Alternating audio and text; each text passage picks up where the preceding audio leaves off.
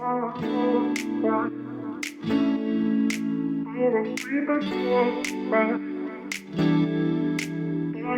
guys, my name's Eli. I'm with SNR Construction, and we're here at 620 Academy where we're doing a facade renovation.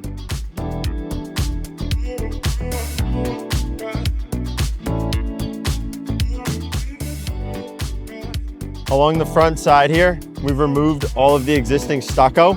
This is being done by Tiger Ventures. They're now going to proceed into removing this old drywall. Once that's all off, this will all get replaced with brand new plywood sheathing. We'll then proceed into framing out the bottom side here to expand the signage band. Then we'll put a brand new thing of EIFS all along the front here to give it a clean look. In the coming weeks, the existing roof on this building is going to get ripped off. GPD is then going to come in here and put a brand new roof on here for us.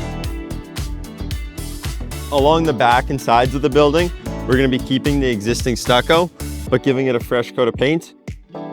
We've already removed all of the existing lighting. Once this is painted, we're then going to put new lights back here to really brighten up the parking lot for all the tenants and their customers.